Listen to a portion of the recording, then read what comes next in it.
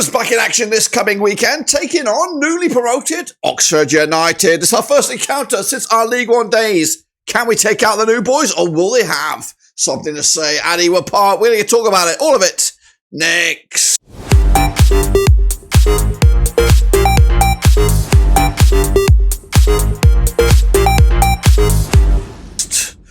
That's right, folks. Back once again with another match preview. Looking forward to Blackburn Rovers taking on Oxford United at Ewood Park, and we'll get to that in a second. If you're new, where you been? Smash the old subscribe button. Your one-stop shop for Blackburn Rovers is right here under one Roverseas. Rovers start off the season okay, and the same can be said for Oxford United, who come into this doing something already this season that we failed to do, and that is, of course, beat Norwich City. And we'll take a look at Oxford and Rovers in a second. A big shout out to the VIPs. They are the patrons. You know who you are. And again, if you're new, smash the old subscribe, boys and girls. Now, before we jump into the video, something brand new to the channel. And what is it? It's the join button. That's right. We've gone there. Memberships. That's right. We've opened up the floodgates to members, so you can now join and support the channel in another way. We have our first member, so a big shout out to him. But you can also join that member and becoming an extra special member of the community. Just click on the join button, follow the on-screen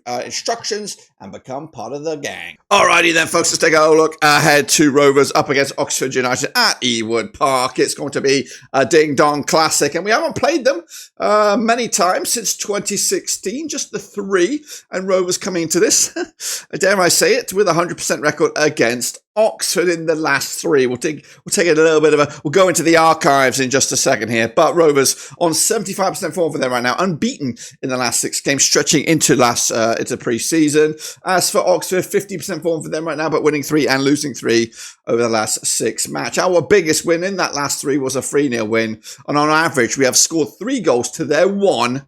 Now, that's something to ask. It's going to be a pop quiz later. 3 goals to their 1 on average over the course of these last 3. But let's have a look at those last 3. The most recent match was back in our League One days, back in 2018. We came out on top with a 2-1 win at Ewood Park with the likes of Darrell Lenihan and Jack Payne on the score sheet. James Henry chipping in with the 1-0 goal for Oxford. Even at their place, the Kazam, Jack Payne was on the other end. They scored for Oxford United, scored on either end for the season. Jonathan Abika as well for Oxford, goals from Mulgrew and Tonneson, and Joe Nuttall as well. If you turn the clock back even further, back to an FA Cup clash at Oxford, we came out on top with a 3-0 win with Ben Marshall, double header. And Tony Watt on the score sheet. Wow. But if you do turn the clock back to the last 10, it gets a little bit more even Stevens there, of course, as Oxford, in fact, have got a good record in the long term. They've actually picked up a little bit there with 3 wins themselves, 3 draws. We're stretching all the way back into the 60s. That's right. Goodness gracious me. So, but it is an unfamiliar fixture that we need to see more of, but hopefully more in this division. Let's take a look at the values then of the 2 squads coming into this. Rovers knocking on 39.81. I took a hit this past week with the loss of Sam Smollich. Oxford United squad is around about 18.2 million euros. They have an e-market value of 571,000 compared to other 1.73. The average ages is there's a little bit younger than ours at the moment. So they've got more national team players than we do. Four youth national team players, more foreigners as well in the mixer. But let's take a look at, of course, the 2 coaches under the spotlight. Both young coaches. I'm saying that because I'm around about the same age as Mr. Eustace. He's on 44 years of age with a 1.49 points per match. Des Buckingham is a baby, a bambino, with a 1.73 points per match. He's of course a hotly tipped manager, and he's come in, done wonders in his first stint at in the EFL, but can he roll that form or momentum into the Championship for the long haul? Let's take a look at that Rovers squad then. Of course, it has been trimmed this past week. We did lose Smollich, and we did lose Dylan Markanday, who's gone to Chesterfield.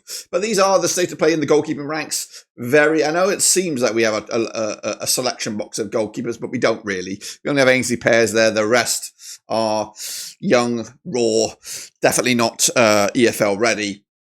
Of course. And it's in defence. We've got the likes of Dom Hyam, Danny Bath in there. Scotty Wharton's on the treatment table.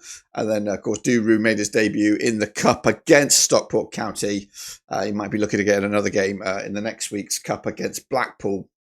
Into midfield, we've got the likes of Sigurdsson, Wyman. Tronstad's been phenomenal. A chance here maybe for John Buckley to come in. I've not been impressed with JRC so far in the 2 games in the league. I think that's his spot is up for grabs. And now Smodic has made way. It's less competition, and maybe Buckley can compete for that. Moving up top, we've got Ohashi. Could he start his first league game? Of course, Mac DeGay's been great so far with his link-up play. But it's all to be decided. Let's take a look at the transfer business for Rovers so far. We do anticipate, I'm hopeful anyway, for a busy and back end of the transfer window next week. But we have lost Leopold Wallstadt, Sam Gallagher's gone, Semir Telalovic, likes of Jake Gauss on loan at Bristol Rovers, some other loans going out there. We've got Conor O'Riordan's gone to Cambridge, Smollett's gone to Ipswich, and Dylan Muckaday has gone to Chesterfield. Meanwhile, coming in, we've only seen a handful of first team players, Mac DeGay being one of them, Yuki Ohashi, another, Danny Bath, and Andres Wyman.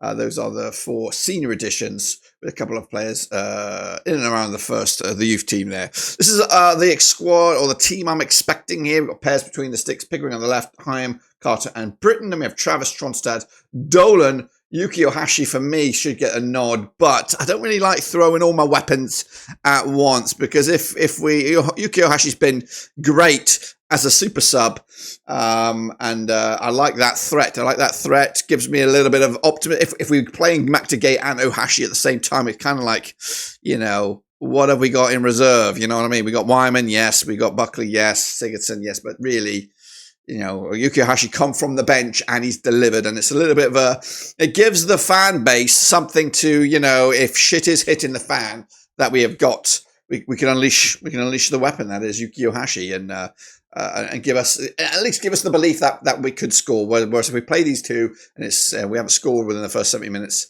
hope is not there. If you know what I mean, we need a threat from the bench, and I think right now Yuki Ohashi is that threat.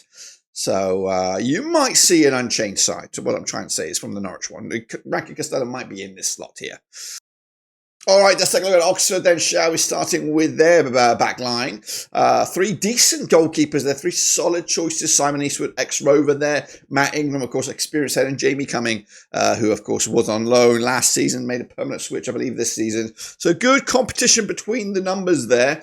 Into the defensive ranks, we look at the likes of Peter Kioso, Sam Long, who else going to be featuring Kieran Brown, maybe, Joe Bennett, some good, loyal, and hard-working EFL regulars. Then we go into midfield. That's where the power is at. When you look at Will Volks, Matt Phillips, Cameron Brannigan, a player that we've always wanted at Rovers, Josh McEachran, Louis Sibley, some decent, hard-working young individuals. And then when we go up top, the likes of course, Mark Harris, problem player up top, can score goals, will score goals. Dane Scarlett, of course, just growing season by season, and eventually should be a real threat for an EFL team.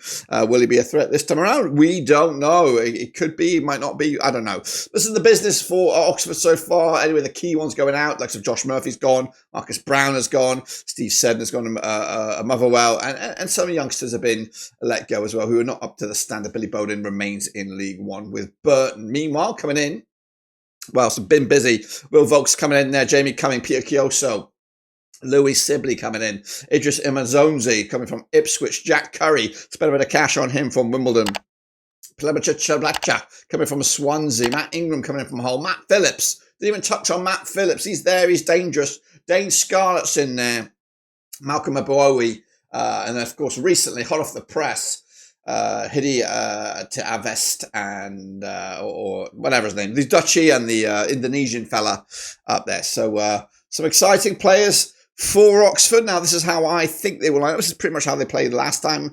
Jamie coming between the sticks, Bennett, Brown, Moore, Sam Long. We've got Phil Volks, Cameron Brannigan, Ruben Rodriguez, Pletcher on the left, Goodrum on the right, Mac Harris down your throat. So those are that's how I see Oxford shaping up. Let's take a look at the key players then, or the stars under the spotlight here. Of course, Tyrese Dolan is now the most valuable player according to Transfermarkt at $5 million. He needs to sign a new contract, and he needs to sign it fast. As for Oxford, their star man is a loanee, and that is, of course, Dane Scarlett, ranking around about 1.8 million euros, 20 years old, and sky's the limit for him. Can he get a good season under his belt at Oxford United? Let's take a look at the seasons and under the microscope. Of course, Sam Smarch was the best player for Rovers so far with a 7.9. Basically, a cameos from the bench. He's actually only played the one game this season in the league, and he got a 7.9, and that will remain in the ranks for a little bit now. Ryan Hedges, though, looks good, as does Travis. Two players who didn't really have major involvement last season for Rovers, but they've started on the right foot. Yuki Hashi as a super sub, 7.25. Britt, of course, with his crosses has looked good. Mac Gay, link up play, Tyree Stolen, a handful, and then Wyman, Carter, and Tronstad. As for Oxford United, Brannigan, the star man, and I had an interesting chat with Oxford United fan earlier this week. Told me all about him and his loyalty to the cause at Oxford. And of course, it does look like he's probably going to be a lifer for Oxford. So I think our hopes and dreams of ever get Cameron Brannigan are gone. Jamie Cumming between the sticks, Sam Long, Kieran Brown, Mark Harris, Elliot Moore, Joe Bennett, all around about 7 and up. So good stats. Let's break down the numbers as well. As you can see, both sides have scored quite a few goals already this campaign. Rovers with 6. Oxford have scored 4. Both been a bit leaky at the back as well. 3 conceded by Oxford, just 4 for Rovers. So are we expecting a bit of a goal mess here? Well, that's what it looks like on the paper right here. On average, Rovers scoring about 3 goals a game, it looks like. Goals from inside the box, 6 of them. Left foot goals 1, 3 right foot 2 with the head. Well done, Ohashi. No headed goals from Oxford so far.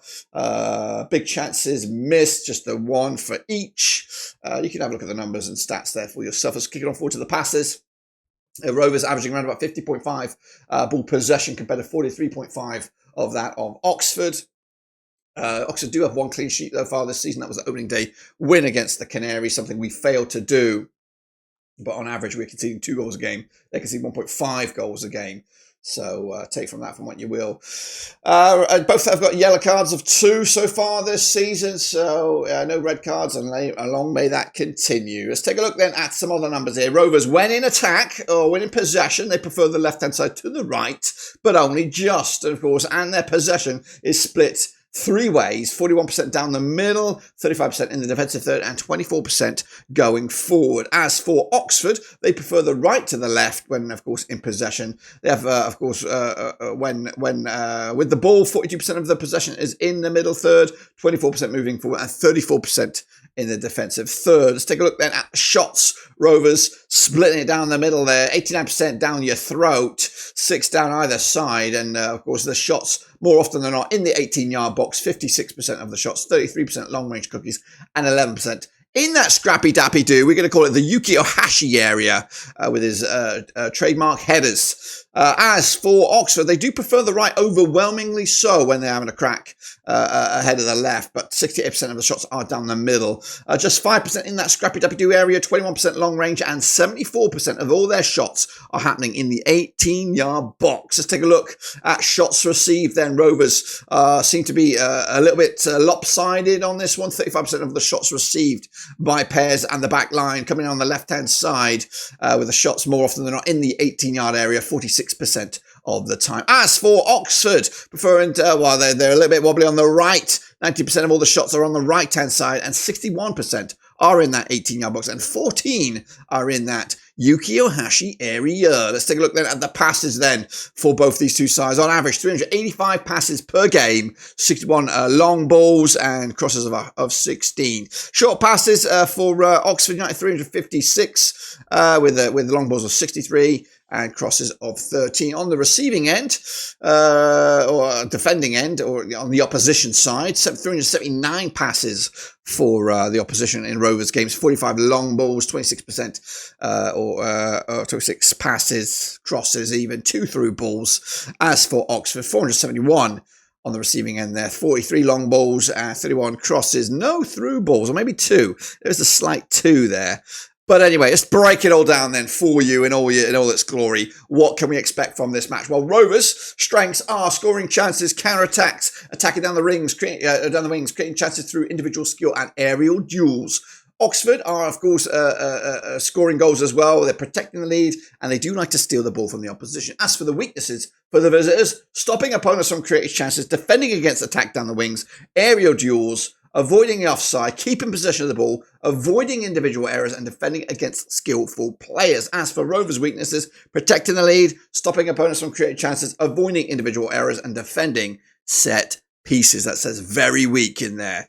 As for our style of play, we do like to go through the middle, playing in our own half, and we do have a consistent first 11. Same can be said for Oxford. Consistent first 11, playing in their own half. They're a bit non-aggressive, a lot of long balls, and they prefer the right to the left. The forecast says Rovers will score as a result of an position error, or Rovers will also score as a result of an individual skill and will dominate in the air. And we might even score from a wide play situation. Oxford, though, will score as a result of an opposition error. Bear all those into a fact here. It does say 3 scores, 1 score for Oxford. And, of course, if you go back, the average was 3-1. So let's take a look at the table right now. As you see, Rovers are up there in 4th place. Let's end it. I'll take that right now. Oxford are in 8th. They'll take this right now with currently Cardiff, Preston and Millwall in that drop zone yet to get going at the moment. But this is the rest of the plate for this weekend's action in the Championship. We all kick off on Friday with Wednesday against Leeds United. Into Saturday's games we go. Hull City, Millwall, Bristol City, Coventry, QPR, Plymouth. Into the 3 o'clock kickoffs we have Watford, Derby, Stoke, West Brom, Preston, Luton, Sunderland, Burnley, Norwich City, Sheffield United, Middlesbrough, Portsmouth. And into Sunday, we have Swansea and Cardiff. It is the Welsh derby. But the game of the day is at Ewood, and it is Rovers, and it is Oxford. And we will be live, folks, with the watch-along. Come on over. We're more than welcome, Oxford fans. Just keep your hatred at the door. We're a big family here, and we want to keep on going in the right direction. But let's, of course, get to the money matter here. Rovers, Oxford. What's my score? What do I think? Well, I think Rovers, it's going to be a tough old, this is going to be a tough old game. And I'm a little bit scared. I'm a little bit scared about Oxford because I just don't know how good they are. 2-0 win over Norwich. A little bit of a close call against Coventry. Could have won or could have got themselves something out of that. And if they did get something out of that game against Coventry, I probably would have changed my prediction here. But I'm going to go Rovers on the flip side. Good win against Derby, scoring goals, and a good result against Norwich. Now, that result against Norwich is a little bit, kind of been glossed over somewhat because the significance of that result, I know it's not a win, but it was a draw, a massive draw on the road to a team that's going to be up there or thereabouts. But we did it without our talisman. No Sam Smolic. The first game without it. 24 hours prior to that match, we were licking our wounds because Sam Smolic had become an Ipswich Town player. So the mentality to get over the line and get the win or get the point in a tricky situation without your main man was massive. And to come back from behind was massive. So with all that said and done, I am backing my Rovers, and I know the scoreline is going to flatter it a little bit. I'm going to go with a 3-1 win. It's on average. When you look back on average, it's a 3-1 win. The forecast predicts basically a 3-1 win. So I'm going to go with a 3-1 win. But that's not going to tarnish Oxford United. Don't get me wrong. I think